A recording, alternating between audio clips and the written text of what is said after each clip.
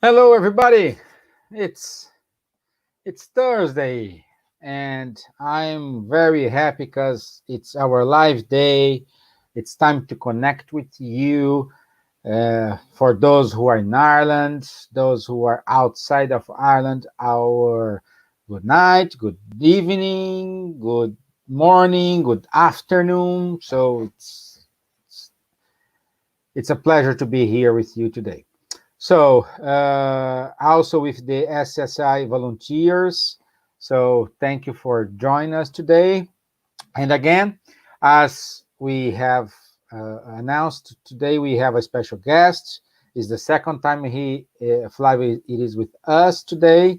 We had a lot of emails and requests to bring him again. So we are doing our part. So he's here. Okay, so let me put him. Hey, Flavio, how are you? Hello, everyone. Hope you guys are doing all right. I Yeah, come to yeah, you from yes, the beautiful Commonwealth of Massachusetts on the other side of the pond in the other island. exactly. Glad to be here again. Yeah, so thank you very much. As I was saying here to everybody, we got a lot of emails and requests to bring you over again. So that's it. You know who? So and I will do our initial prayer, and then you can kick off. Sounds good for you? Sounds great. Okay, great. So I would ask to everyone, if you want to close your eyes, if you want to sit comfortably, to calm down and try to make connection with your mentors, with the superior spirits. Ask them to enlighten ourselves, enlighten our home, our speaker today, enlighten the world, bringing peace, bringing harmony, bringing hope, bringing faith, in order to allow us as one to overcome this moment of learning.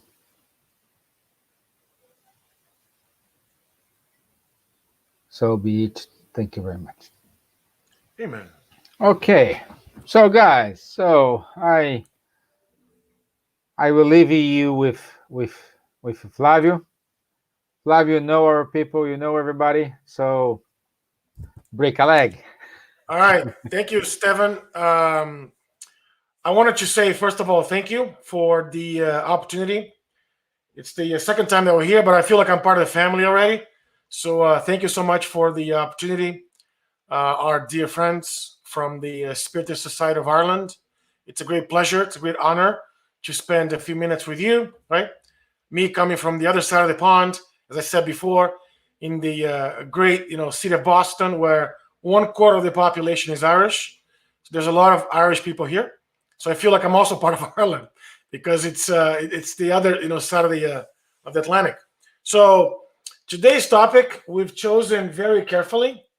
It's a great one. I think it's one of my favorite topics by far because it really shows, right, how we as spiritists see Jesus, how we understand his presence, his mission, his role, right, his deliverables when he was here with us, and what he continues to do for every single one of us, day in and day out.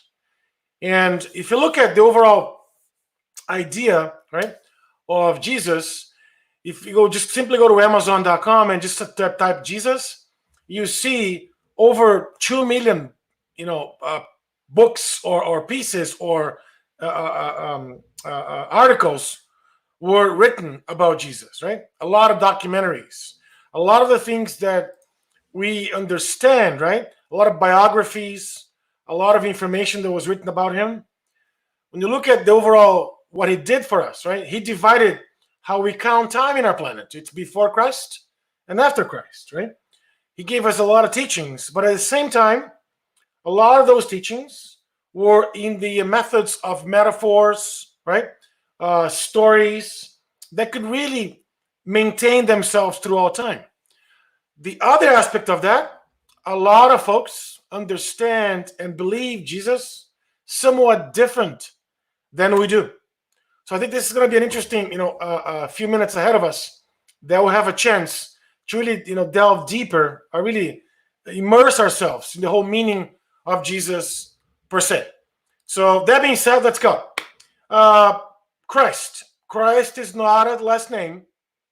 Unbeknownst to a lot of people, people think that Christ is his, surname. It is not, right? The word Christ comes from the Old English Christ, or even before that, right? In Latin, Christus, or from Greek, Christos. And that concept was that whoever is the Christ is anointed, it's covered in oil, right? And it was, again, a custom back then, thousands of years ago, that was the ideal type for humanity, right? So the word Christ means the ideal type of humanity. Has nothing to do with how oftentimes people, tie that to surnames and locations and all that, right? You may be asking yourselves, okay, that's great. So is there maybe other Christs out there? Or are there other Christs out there? Absolutely yes. Right? There are other planets, other places where spirits live, that there are other Christs really driving or managing the behaviors and helping and being the model and the guide and really serving those places the same way as Jesus of Nazarene did for us. So that's the first misconception that I want to highlight with you. By all means, folks that are joining us now, if you're joining live, feel free to submit questions. We'll try to, tackle of them as much as possible. Please keep them to the topic of tonight's, or this afternoon, my time, tonight for you guys, main topic, which is Jesus, the whole understanding of what Jesus is, right, or was for us. We'll be happy to attend to those. So you look at the idea of an ideal type of humanity, right? We all have role models, correct? When I was growing up, my role model was Superman because I thought that he could do anything. He could fly. He could do a lot of things. But at the same time, kryptonite will cripple him, will bring him down, right? So the whole idea of role models that we've had as human beings, or as I should say, incarnates, right? It's the role models in a way that they'll have deficiencies. The first question I have for you is, do you think that Christ had any deficiency? And we'll address that at the end, but think about that as we move along, right? If you look at, again, the whole idea of the whole concept of the ideal type of humanity, I wanted to bring this symbol. And I believe some of you, or maybe a lot of you, have seen this before, right? This is the concept of opposites, right? Yin and yang. And if we go a little further than that, right? Yin yang, right, means the animus or masculine, right? And yin means anima or feminine. And in these two tenets or two concepts of ideal humankind, we understand and we learn that from the animus or masculine, oftentimes comes the initiative, the courage, the objectivity. And from the flip side of that is in the anima concept of that, right? We have intuition, capacity for love, spiritual wisdom, and all that. Now you may be asking yourself a question. Hey, Flavio, so does that mean that if I'm in this life or in this moment of my life, I'm masculine, right? Or have a male gender, does that mean that I'm not intuitive? I don't have the ability to love? I don't have spiritual wisdom? No, that's not what I'm saying. What I'm saying is these are the traditional values that we see both from animus and anima, where we can really connect this ideal type of humankind. And this is not something that we spiritists created on the opposite side, right? It's what Carl Gustav Jung really identified that, right? So when you look at that, right, it's a concept that he drove to really describes humanity. And all of us, at all in all parts of our times, right, our lifetime, we have moments where we are more young, we have moments that we're more in, and the combination of the two, one really um, completes the other or complements the other. The combination of the two form what we are. So Carl Gustav Jung suggested, the father of psychoanalysis, suggested that once we have those two intertwined, combined, and properly operating, right, we truly become, this ideal type of humankind. Let's connect that with Jesus. Was Jesus this ideal type of humankind? That's my second question that I have for all of us, right? So if you look, for example, in the scriptures, the very first one that we see Jesus, behaving in this animus concept, is very well, written by John chapter 2, verses 13 to 25th, right? We see that right, it was almost time for Passover, and Jesus went up to Jerusalem. And in the courts, he found people selling cattle, sheep, and doves, and a lot of other things. They're just sitting inside the temple, exchanging money, right? Bringing in commerce, or really doing a lot of, exchanging things for money. Really, a commerce, a shop, right? So he made a whip out of cords and drove them out of the temple, both sheep and cattle. He scattered all the coins, right? Money was left a lot of places. He overturned tables. And to those who sold doves, he said, "Get these out of here. Stop turning my father's house into a market." He was very adamant in saying these things. And the disciples remembered that it was written, "Zeal for your house will consume me," he said to the disciples. When you look back, he leveraged that opportunity as a teaching moment, right? Telling or really bringing the disciples, say, you know what? We have to respect the temple. We can't change this to be like a shopping center. It's not made for this. So we got to respect that. He was very objective. He was very courageous to do that, right? He was very harsh in some of the words that he used, but it did the job. He really, moved out or expelled, so to speak, right? Pushed out all those folks who were turning the father's temple into a market. On the same concept, or the opposite of that, we have anima, which is the way that he described himself, right?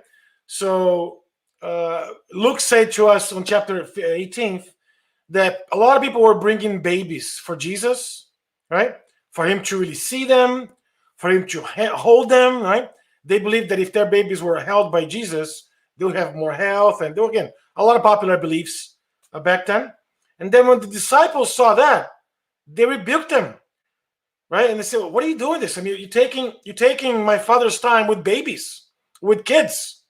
And if we go back in time, kids back then were not very important. The importance that folks played on children was almost inexistent. But Jesus, on the other hand, right, call all the children and say, "Let the little children come to me, and do not hinder them," he says, right? "For the kingdom of God belongs to such as these. Truth I tell you," he says, "anyone who will not receive the kingdom of God like a little child will never enter the kingdom of God." So he was very intuitive. He was showing a lot of care and passion and love for those little children who were going against what popular belief at that time. So here we have the same human being, flesh and bone and spirit, like we all are, right? Behaving in two different, two opposite, right, ways of behaving, given the situation that called for this difference in behavior. So we see, right, as Carl Gustav Jung suggested or really studied and researched, that the ideal type of humankind has to have those two major components, yin and yang, right? So, as we learn from Spiritism, this ideal type of humanity, right? According to what's in the gospel, according to Spiritism, as in it's the gospel according to Spiritism, the truly good person is the one that complies the laws of justice, love, and charity. But the spirits don't stop that. They even continue saying their highest degree of purity. What does that mean, folks? Let's break it down to plain English.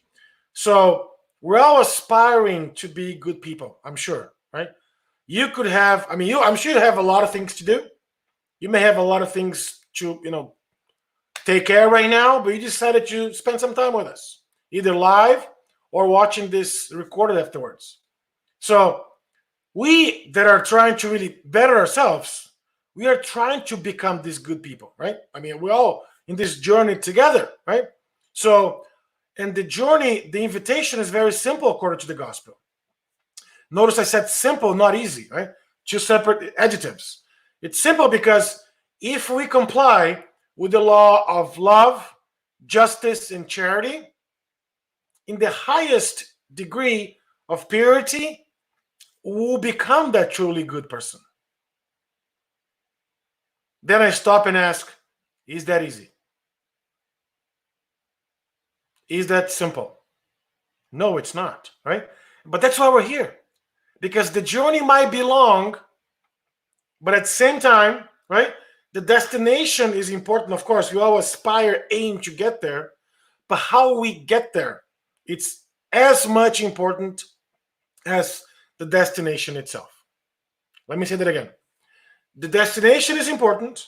We're all destined to be, perfect, relatively perfect spirits, like Jesus was, or is, I should say, right? We're all going to be a Jesus one day. All of us.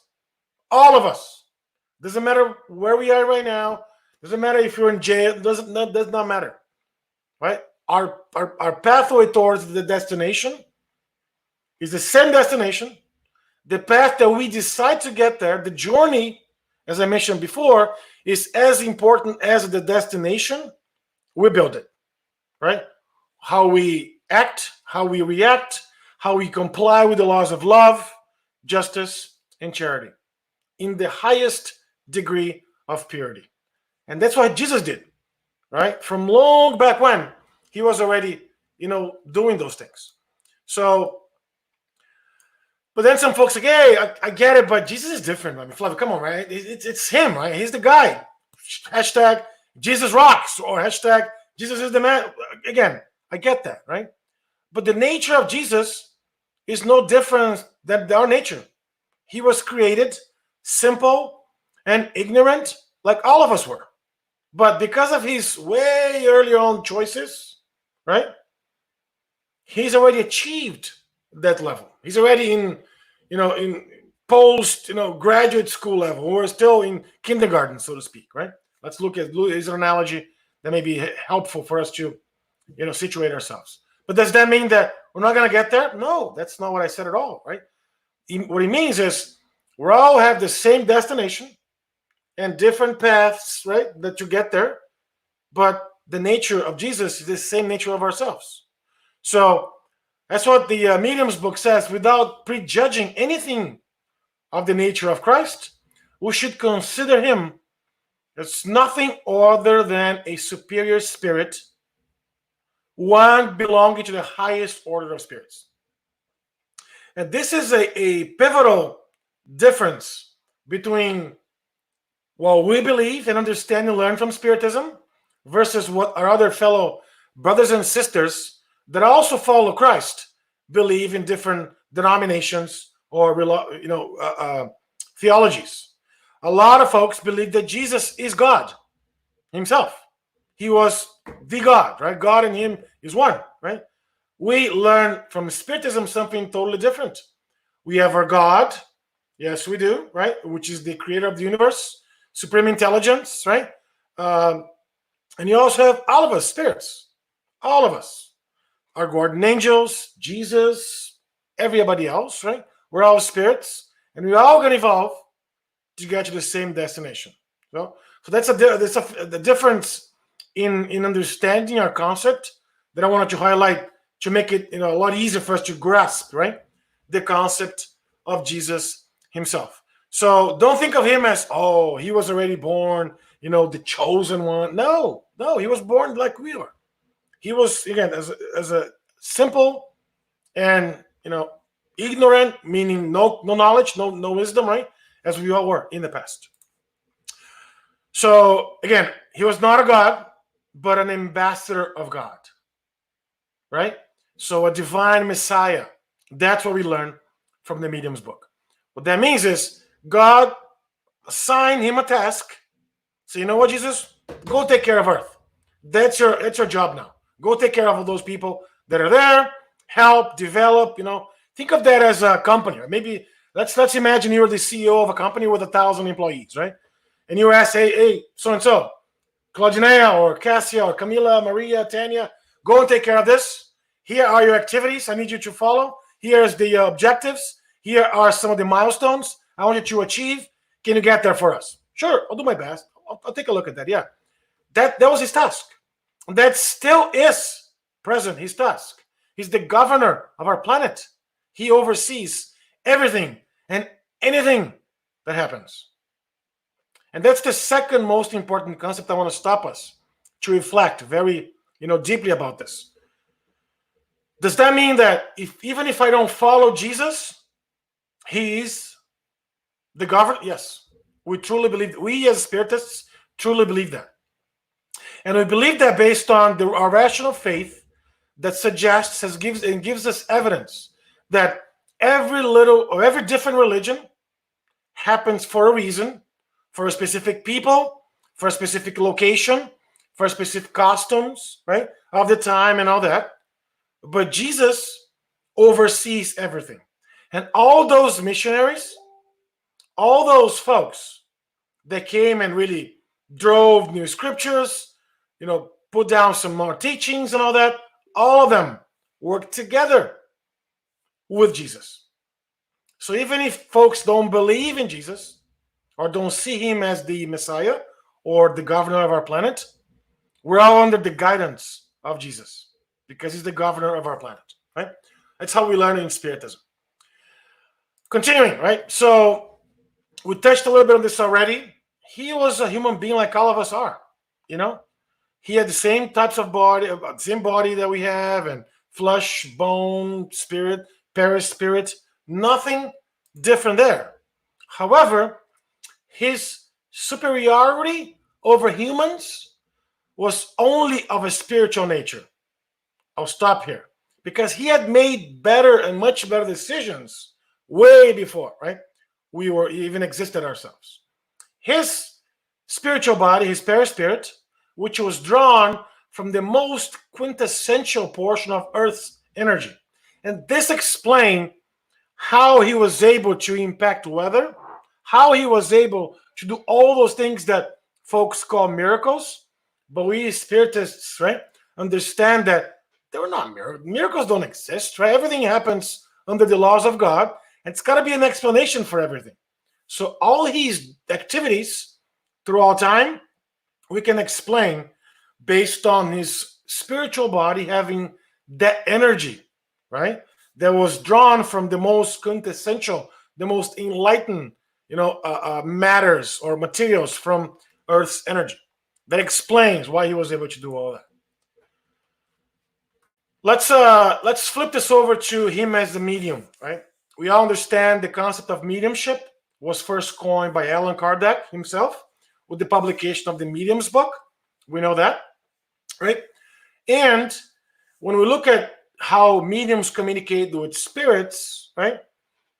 He also communicated, but not with other spirits, as we understand, right? He received input that could only have been from God. So he had that constant communication, right, with God himself. So let's go back to your analogy. Imagine if you are the CEO of a company and the president hires you to do that. You talk to the president, right? You have that channel to talk to him. Other folks may not have the same channel and all that, right? Just to simplify things. So he was therefore a medium of God, as we learn, right? So let's look at Jesus as the psychotherapist, because he did help a lot of folks. I mean, that's shouldn't be news to anybody. He did help a lot of people, right? Over 100 years of modern psychology, we can definitely say that we still haven't improved on the principles and lessons taught by the greatest of the human souls, which was Jesus, right? There is a book by Dr. Mark Baker called Jesus the Therapist, Jesus the greatest, I should say, therapist who ever existed or who ever lived. That Dr. Baker offers a very refreshing, but yet a practical understanding of how the teachings of Jesus are not only compatible with science of psychology, but they still speak to our problems and struggles of the everyday life. His teachings are still connected with our struggles of today's folks. And he was with us 2,000 years ago.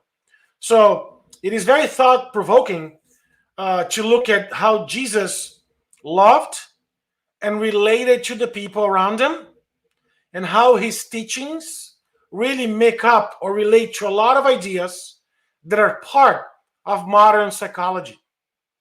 Again, this is science and religion coming together, right?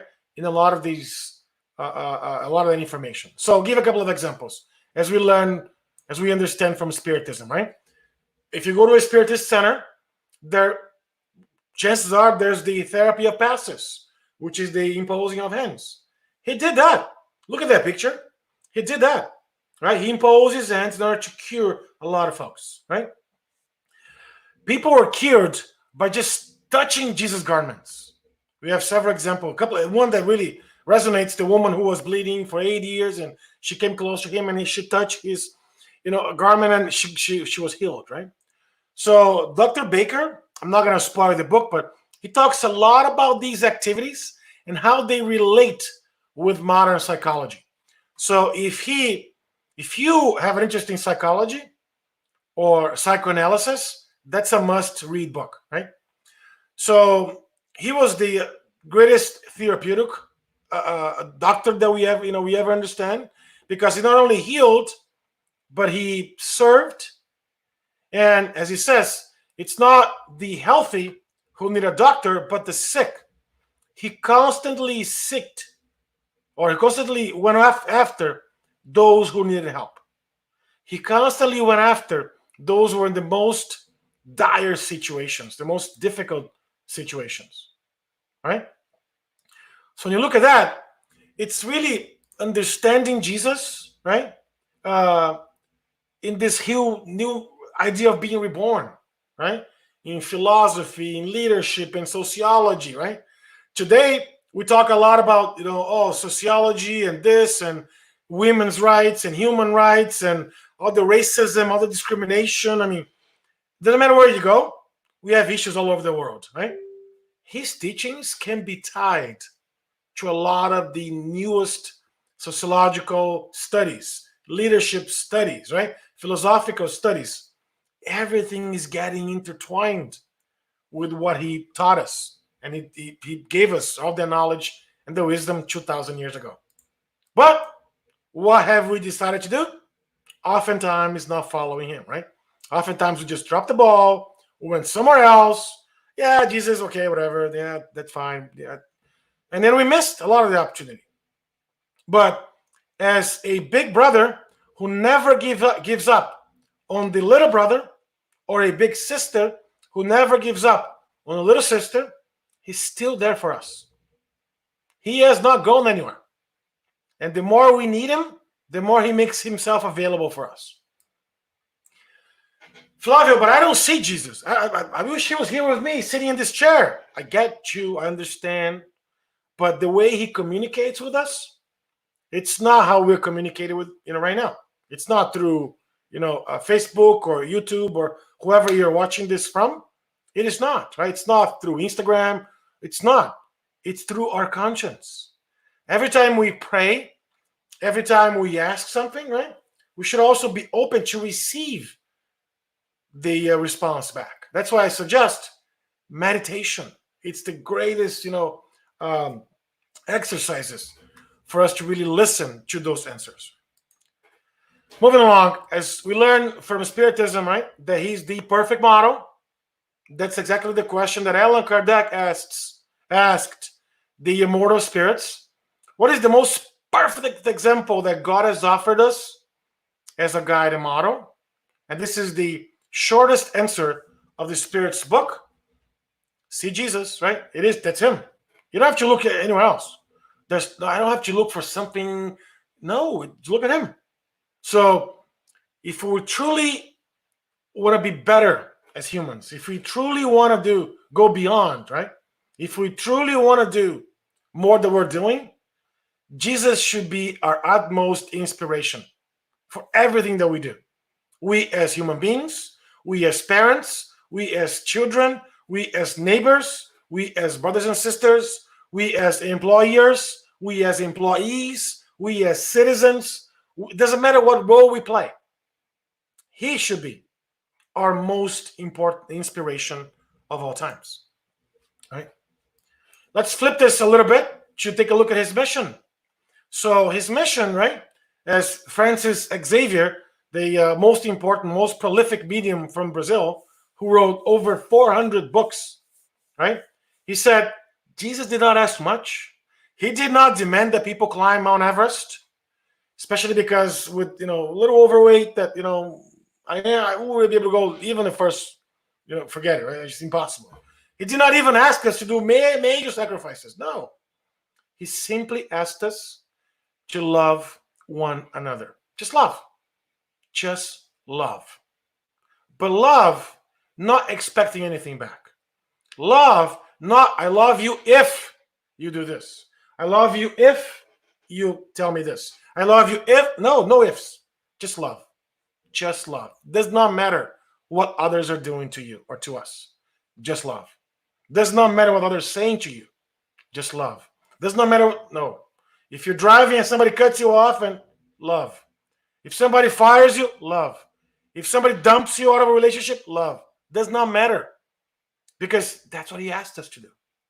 Because those situations that I just mentioned, while they might be harsh at the time, right? They always bring a teaching moment for all of us. They always show up as a lessons learned opportunity down the road. Look at that issue. I mean, think about this, right? Imagine when you were like 14 years old, your first relationship, and that girl just dumped you. You thought there was going to be no tomorrow. You thought that your life was going to die. The world was going to end, right? And now you look back and say, yeah, whatever. Yeah, I didn't even like her. I was just, it was just out of options. She was the only one available.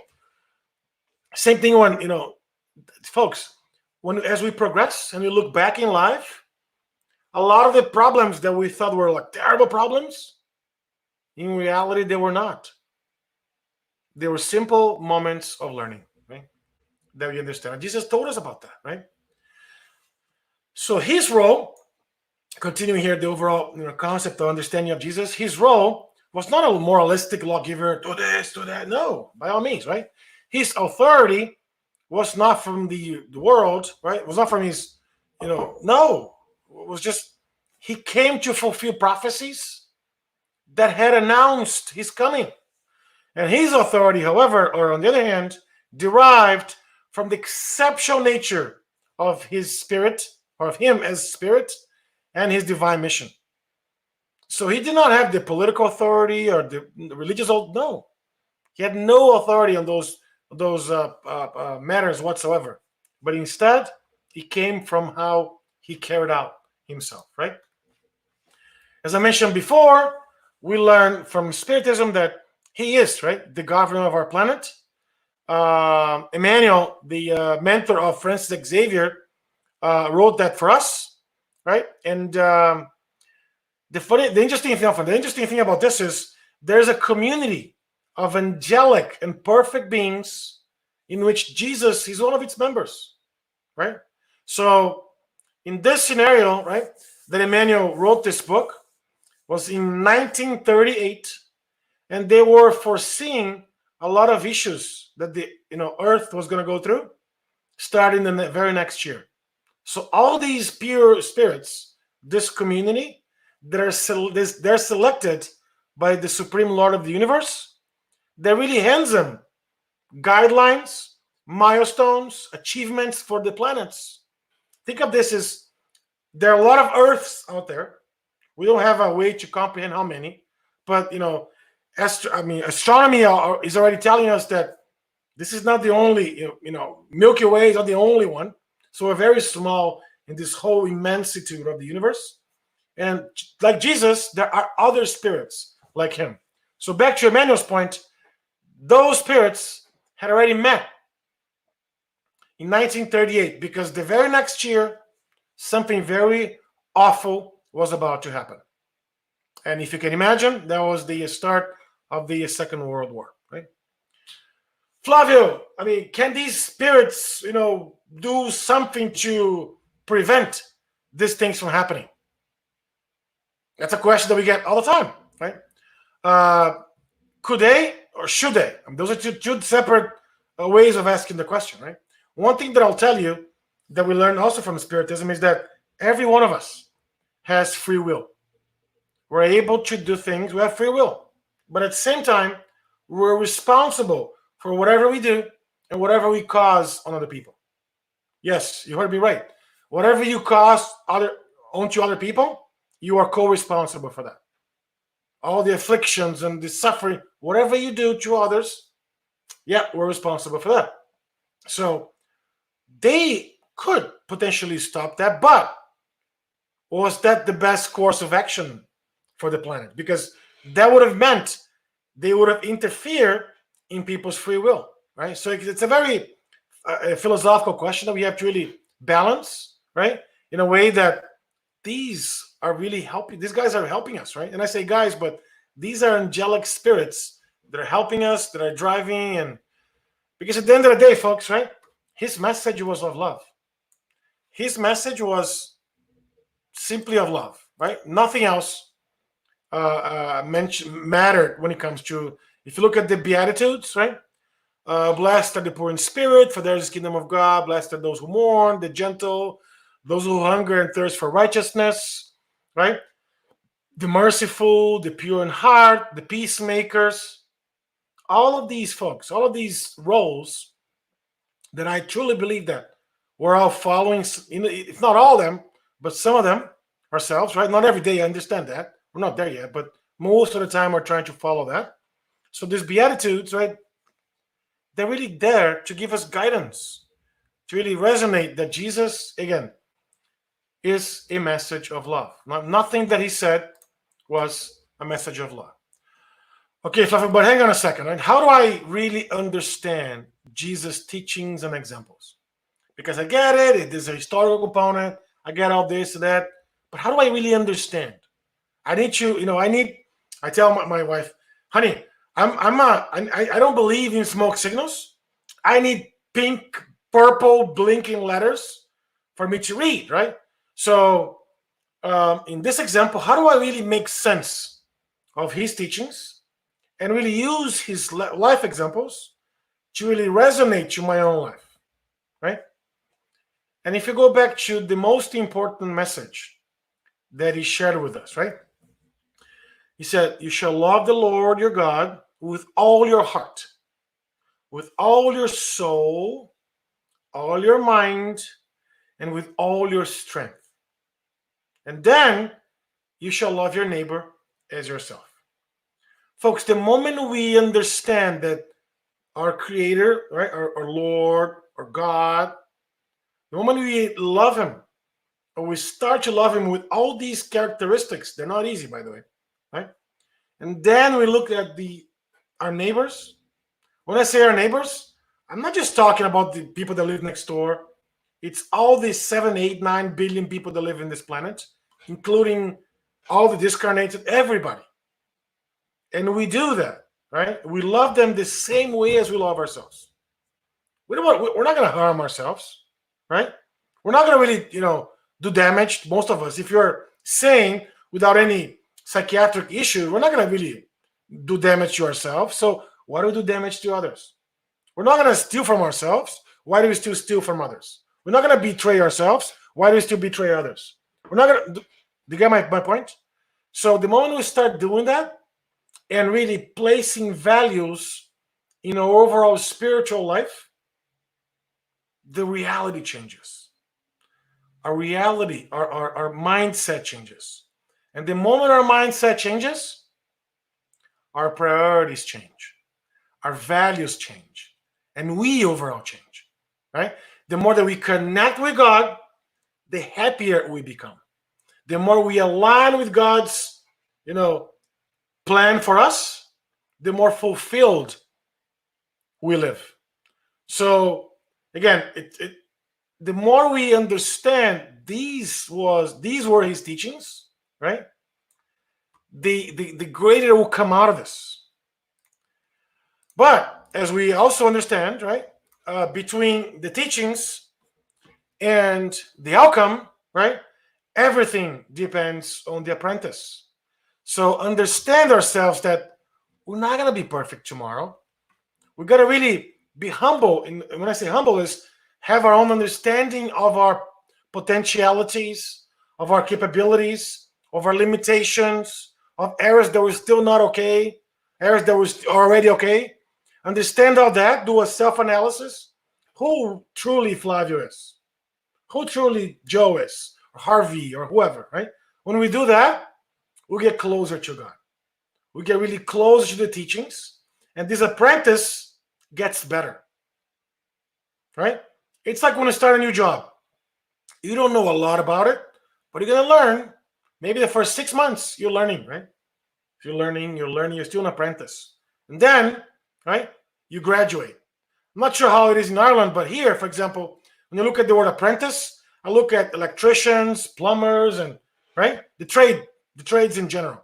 So if you want to become a tradesman or a tradesperson, you need to spend a few years as an apprentice, right? Guess what, folks? Our lifetime, sometimes or oftentimes, we're still apprentices.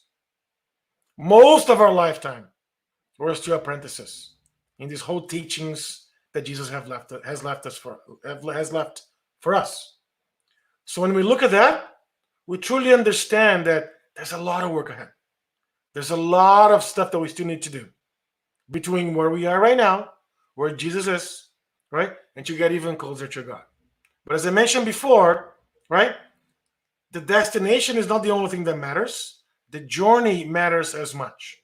And as Jesus did himself, he started a long time ago, same way as we all started, all of us started. He made better choices, he made better decisions, his milestones were better, more accomplished, and all that. But ours will be there one day. Our accomplishments, right? The peace that we bring to others, the happiness that we bring to others, the care, the love, the compassion, all the charity that we do, all these things, we're building them up to graduate from apprentice to a more enlightened spirit towards our next journey. So when you look at that, you can really understand Jesus in a slightly different way than most of our siblings do not, right? And I'm not just saying this because we think we're better. I'm not saying this at all, by the way, right? I'm saying this that Spiritism gives us a more wide focused lens on this true model and guide for humanity that our God has given us. And to wrap it up, as he even suggested, whoever who desires, right, to come after me, let him or herself deny him or herself, take up his or her cross, and follow me. When he says these things or these words, right, he's saying, forget about the materialistic things that they matter. Yes, they do matter, but they're not the most important things in life. Forget about all the old behavior, all the old self. Think of you as the new self. Think of you as not the apprentice, but the graduate, the one that really has established yourself as the disciple or a student, a follower of Christ. And the moment we do that, folks, everything else changes. Everything else changes. I promise you, everything else changes. So that's what I plan to share with you. I'd love to see if there's any questions or comments or feedback that I could help you with. Once again, very honored and pleased to spend a few minutes with you all. I do consider myself as part of the family already, as I mentioned before. And Jesus is really one of our favorite topics, and should be right. Favorite topics, favorite one of the favorite topics for a lot of us, or for most of us, if not all of us, right? So thank you again for the opportunity, and Stephen, folks, back to you.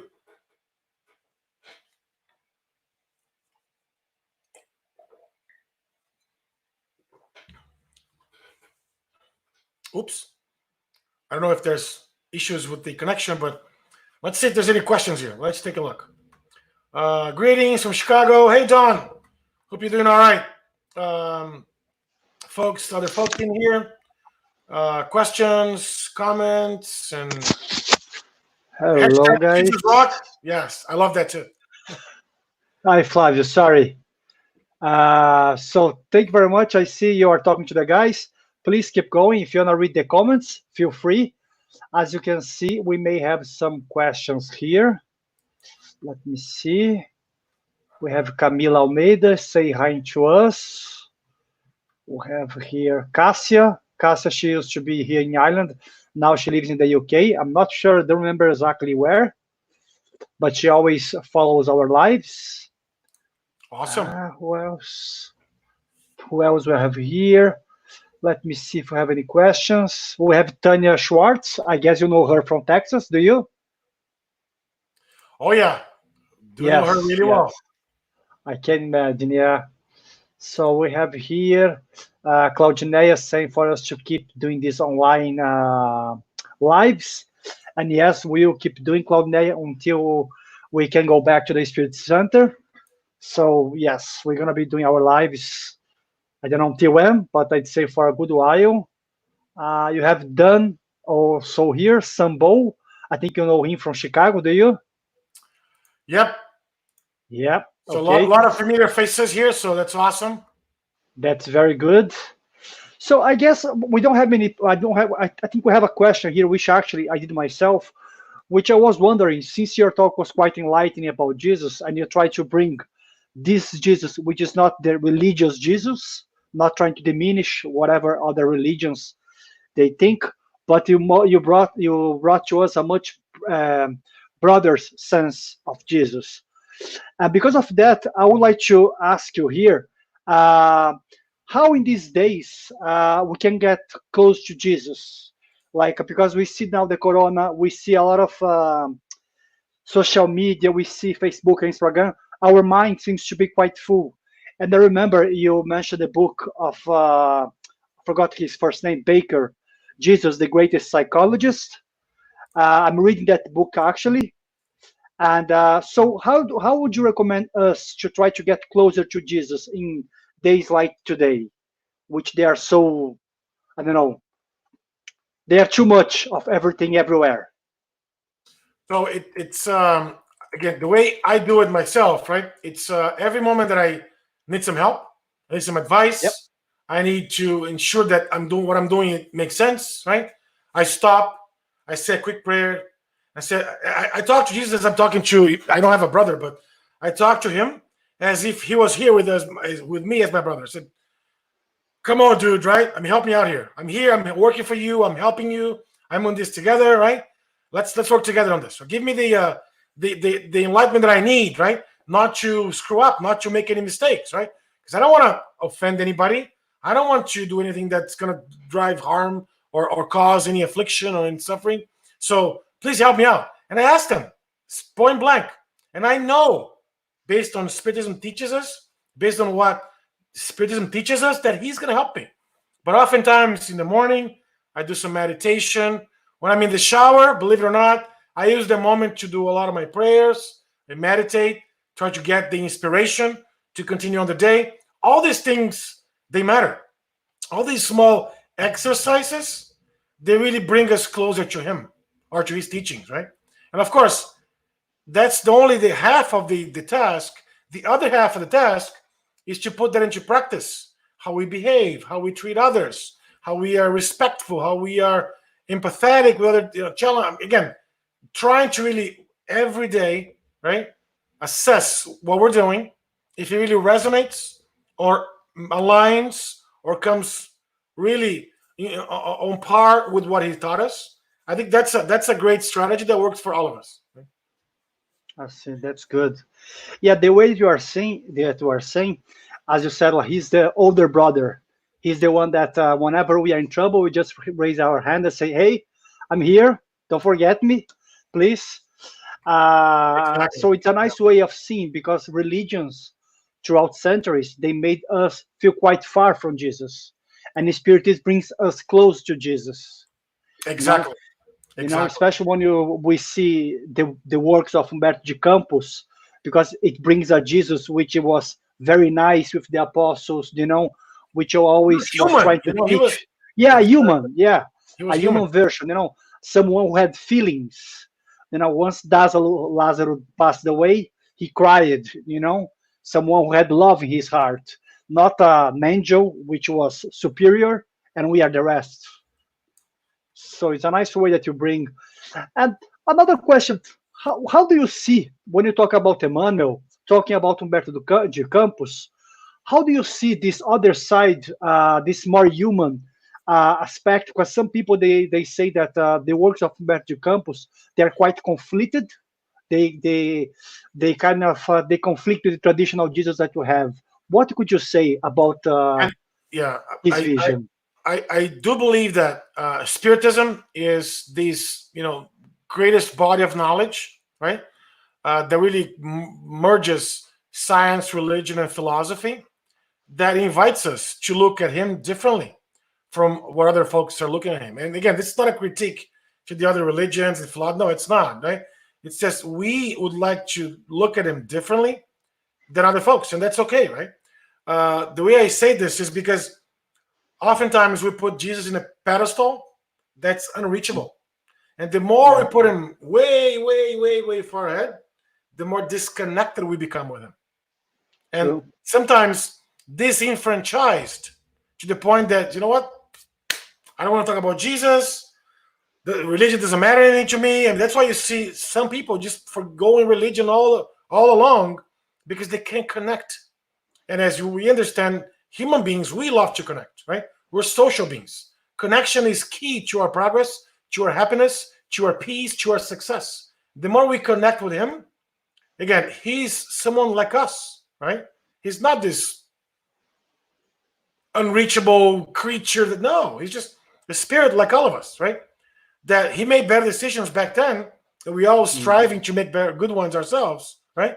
But the more we understand and realize that, the connection becomes easier. So I don't think Brother X, as I call it, uh, uh, has anything that conflicts with the traditional message. On the other hand, right, if you look at 2,000 years ago, right, the manual novels, they really talk about Jesus, not novels, but the stories, right, the books that talk about Jesus' life and all that, they depict Jesus, the most human Jesus as possible. I think this is mm. what should be the message for all of us, right? As opposed to something that it's totally out of reach or out of touch, right? That's good. It's a good way of seeing Jesus as just this spirit who made better decision than us, and maybe a bit older than us. But one day we hope we're gonna get to a similar stage to him. I mean, we are going to evolve. But Flavio, I think our time is getting up soon. Would you like to say anything else? Because I don't think we have any more questions here from Okay, the so guys. thank you. Again, I just want to thank all of you for your participation, for Stephen for the invitation, right? I really wish you guys the best. Hope to see you soon, right? We all living in this new reality of COVID and quarantine and all that. But at the same time, look at how positive this is, right? We have a chance to connect through technology. We have a chance to learn through technology. I'll leave you a couple of words. On June 6th and 7th, we're going to have the Spiritist Symposium of the United States. It's a 2-day event, all virtual. You guys can also follow if you're looking to follow that. There's a lot of great content, great speakers who will be there as well. I think that we live in very interesting times, and everything right that we see these days, right? We should use them as a lesson or as a teaching moment for all of us, from our families, from our loved ones, and so forth. So once again, thank you all, folks, for the participation. I'm on social media. If you have questions, if you want to come, if you want to shoot me a note, add me on Facebook, LinkedIn, whatever. I'll be more than happy to help you as much as I can, right? Because we're all in this together. Those are the words that I had to share with the group, folks. Yep. Perfect. So don't forget to send to Steven later on the dates properly, because we're gonna share in our page also. Yep. If you guys have any poster, please send to us. But would that be okay if I ask you to do our final prayer? Then Absolutely. Happy to. Yeah. I would So let appreciate us. it. Yep. Thank you. Let us close our eyes wherever we are. Um, Sit comfortably in our chairs, lay down, control our breathing, right? And let's try to connect with He Himself that changed humanity. Let's try to imagine Jesus opening a door or coming close to us from wherever we are. And as we look at Him, we look at His brown, long hair, His beard trimmed, His very serene eyes, His great smile, and we invite Him to come closer to us. As He approaches us, we looked at Him with a lot of care, a lot of love, and we say to Him, Jesus, we thank you so much for all your teachings. We thank you for all the opportunities that we've had to get closer to your gospel, to your knowledge, to really really transforms ourselves into better human beings, into better spirits. We'd like to ask you, Jesus, that you stay with us throughout our lifetime, through good moments, happy moments, but also some challenging ones.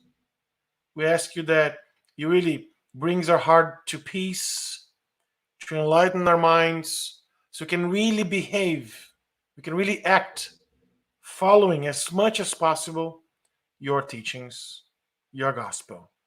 May the good spirits who are here with us continue blessing our homes, our places of work, our spiritist centers, all the churches and temples all over the world that are really broadcasting messages of love, of peace, and care, so that we can really transform humankind towards a better place for all of us to live. So once again, thank you so much, and please send our prayer to our divine and heavenly Father and Mother God, the creator of the universe, in simple gratitude for all the blessings we have received. Amen.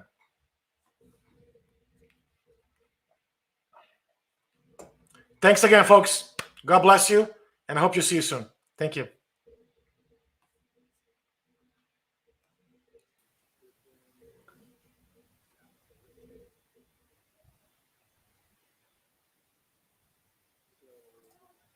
Meu amigo, obrigado. Tô com o chefe na linha aqui, mas valeu, meu amigo. Valeu, obrigado.